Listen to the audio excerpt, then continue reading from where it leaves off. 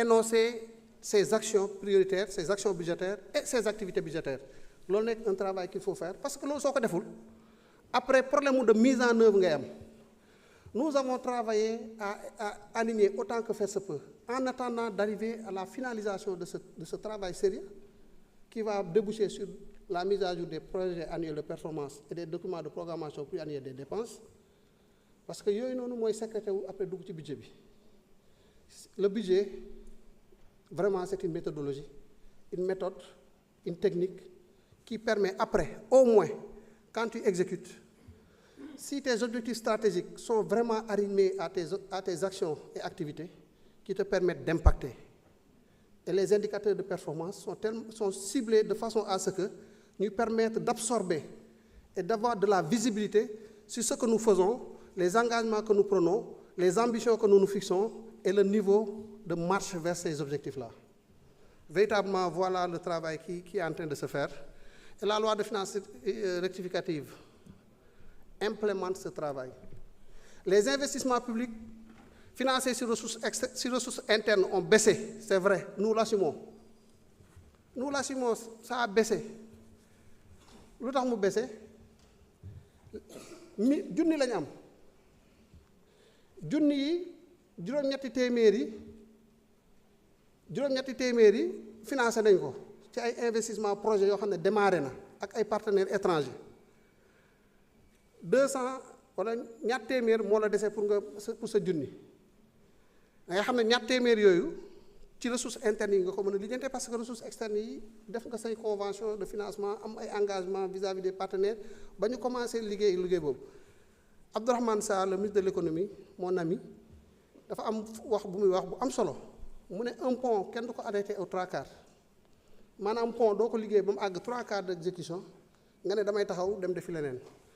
en attendant d'identifier les projets qu'on peut décélérer toujours ci exemple route bu waroon dem Saint-Louis dem ba Louga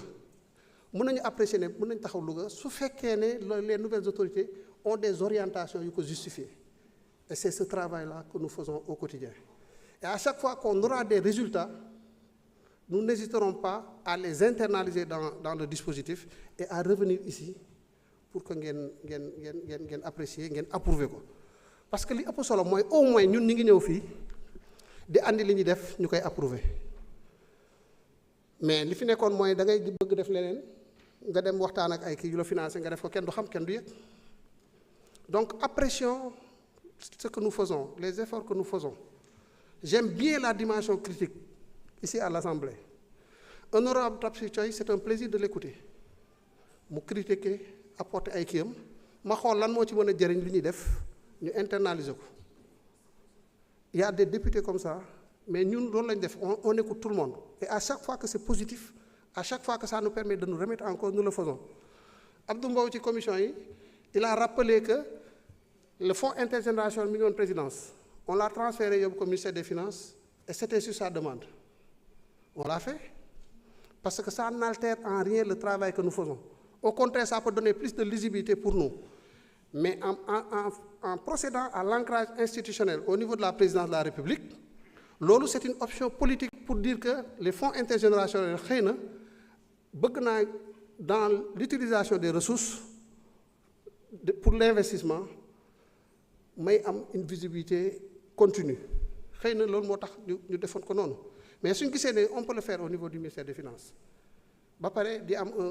un monitoring continu et permanent avec l'autorité et que yàqul dara on le fait donc voilà les dispositions critiques oui mais il faut qu'on évite aussi di wax loo xam ne day yàq wala wax loo xam ne amul benn maîtrise ci li mbir yi di demee notre dette publique bi ñuy wax nii le déficit budgétaire bi ñuy wax nii je puis vous assurer que 10% yi ça ne relève pas de notre régime ça ne relève pas de ce nouveau gouvernement-là oto buy daw à 200 kilomètres à l'heure ñu ne autoroute bi muy jaar 100 kilomètres à l'heure mooy maximum bi chauffeur bi décéléré jóge 200 kilomètres à l'heure di ñëw 90 kilomètres heure nga naan ko yow yaa ngi à 90 kilomètres à l'heure c'est trop fekk yaa ko yóbboon 200 muy ñëw ak 180 jëm si 100 apprécier woo l'effort de retour à la réalité bi muy def nga naan ko non yow yaa ngi à 150 yaa ngi à 160 yaa ngi à 180 alors que yow yaa ngi ko yóbbuwoon ay 200 di dem mbir yi loolu lay nuróol en fait te day toll foo xam ne dafay doy ñu dem vers l'essentiel parce que à chaque fois que les gens posent certains débats périodiques man dama leen di yërëm pour la simple raison que bu dee des politiques y a pas de souci c'est dans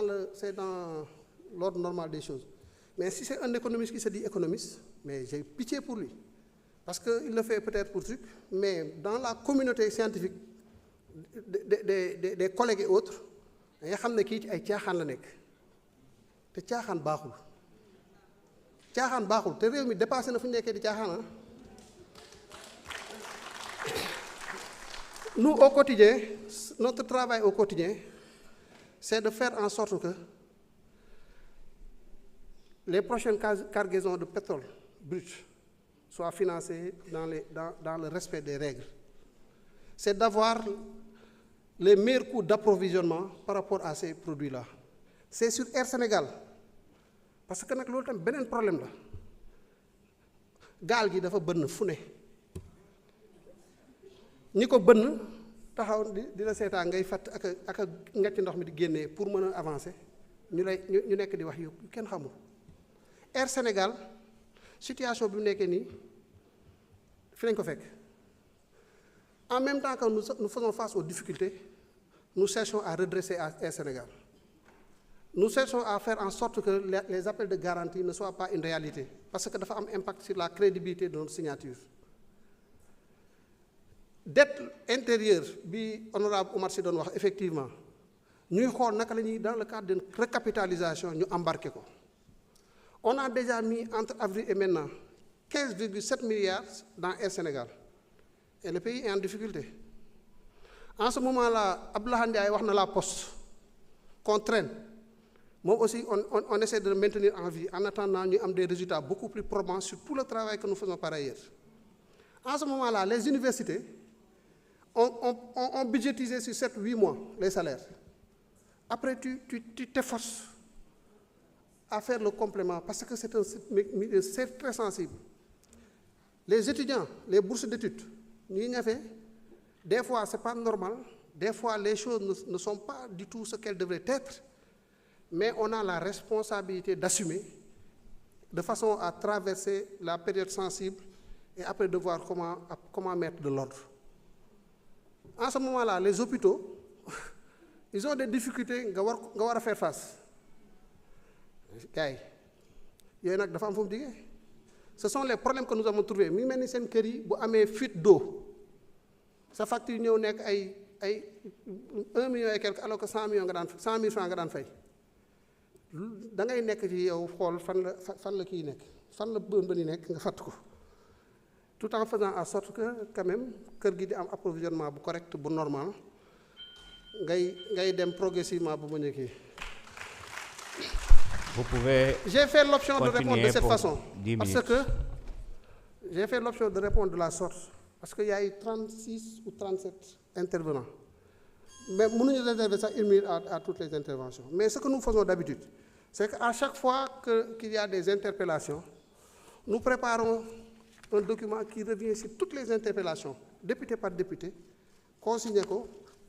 après partagé ko avec la commission des finances. Souvent, même, il y a un genre viatique pour accompagner le député. À chaque fois, nous retournons ce qu'on avait dit par rapport à telle ou telle autre réponse.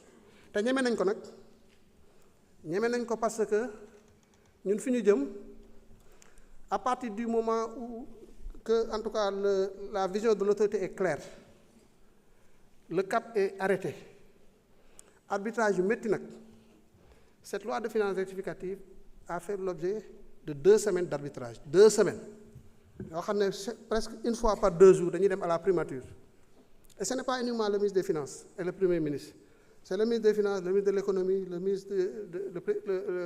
le ministre d'État, en fait, tous ceux qui peuvent apporter quelque chose. Pour l'an, parce que personne n'a le monopole de la vérité. Des fois, on a des débats épiques entre nous. comme ni muy amee fii des fois yu ko gën a métti mooy am ci bureau premier ministre mu ëffal rek seetaan mais après la vérité finit par jaillir et à chaque fois que man lu ma d'accordul parce que am naa ci samay raison mais bu ñu décidé ne lii la quoi que d'accorduma mais damay reconnaître que ñeneen ñi ma ko seqal am nañu xam-xam ba noppi autorité bi dafa am vision am te loolu nag dañ ko koy bàyyeel loolu moo tax on arrive toujours à se retrouver autour de l'essentiel te liggéey bi ñuy def am nañ ci yaakaar te à chaque fois en tout cas qu'on se rendra compte que fi ñu jëm nii am na ay difficultés particulières pour telle ou telle autre raison nous sommes les premiers à poser ces difficultés sur la table à voir comment les surmonter à trouver des solutions opérationnelles et à les proposer aux autorités donc soo amee façon de pilotage boobu da ngay am yaakaar ci ne bu ñu jàppalantee dinañ mën a arriver à l'essentiel. Je suis d'accord au moins avec l'honorable député Djimbo Souare, avec l'honorable député Aïssata Tall Sall sur un point, sur les questions budgétaires sensibles d'endettement et autres. Ne scions pas la branche sur laquelle nous sommes assis. C'est un travail de responsabilité que de se rendre compte de l'ampleur des difficultés, mais c'est une responsabilité que de se dire qu'au moins sur ça, faisons le maximum ba am les moyens, ba doter des moyens qui nous permettront de traverser. C'est un voyage à pirogue amul escale ci diggante bi maanaam tukki gaal la lu bëgg-bëgg boo mën di am da ngay xaar ba àgg léeg-léeg yenn kii lu mën a opposition yu mën a am nañu xaar ba àgg ca kee ba bu ñu wàccee nag après ñu lijjanti suñu besoin en tout cas c'est vraiment un appel de truc pour rejoindre ceux qui l'ont dit mais loolu ça n'exclut pas que ñu def le travail de transparence bi ñu war a def d'audit bi ñu war a def pas pour incriminer telle ou telle autre personne mais pour nous rendre compte de l'exactitude de la situation xam nga lu gën a bon ci finance publique ci gestion de manière générale mooy nga am looy nëbb bis boo duggee ci nëbb ay affaires sa coono commencé na parce que tu es obligé d'avoir un double monitoring li feeñ da ngay xool noo koy gérer waaye li nëbb mooy nekk sa problème te loolu daf lay gën a suuxal léegi pour génn ci loolu am un monitoring unique cohérent par rapport à la situation réelle du pays da ngay def sa diagnostic là waxtaan ceeg say partenaires lu mun di coûter nga ñafe ko nag parce que bi ñuy def exercice bi on savait que y avait un risque de remboursement dans les 30 jours de 800 milliards de francs avec les partenaires te yamul foofu parce que quand le fonds décide de dire que tu rembourses yeneen partenaires yi la lebal sur la base de la confiance bi ñu am sur le fonds yépp mën nañ demander nga rembourser mu nekk une cascade de remboursement mais da nga koy def et tu essaies de te donner les moyens parce que boo ko deful ñoom ñu gis ko ça devient plus grave. Considérez que dans l'histoire du FMI musuñu am situation de misreporting bu toll fi mu toll le Sénégal est un cas emblématique ce n'est pas facile pour nous ce n'est pas facile certainement pour le fonds ce n'est pas facile pour personne mais avec la façon avec la matrice des mesures de réforme wan nañu ne mën na nekk suñu partenaires yi gëm nañu ne mën na nekk léeg-léeg ñu am ay opposition aussi si ay points seen dette bi toll na niveau boo xam ne mënatoo leen ko gérer restructuration nga ñëw nga ne leen kaay leen ñun toll ñu situation bu ñu war a restructurer pour telle raison hypothèse yaa ngi nii nga wane le profil de dette bi nga am wane ci yow ce que tu comptes faire ak ban impact la mun a am sur ça c'est des techniciens sur ces questions da ngeen di jubóo demoon nañ benn moment ñu ne ñu audit spécial ñoom bi ñu wan leen ne ñun audit spécial audit li ñu ci def kenn xamul tool audit même Cour des comptes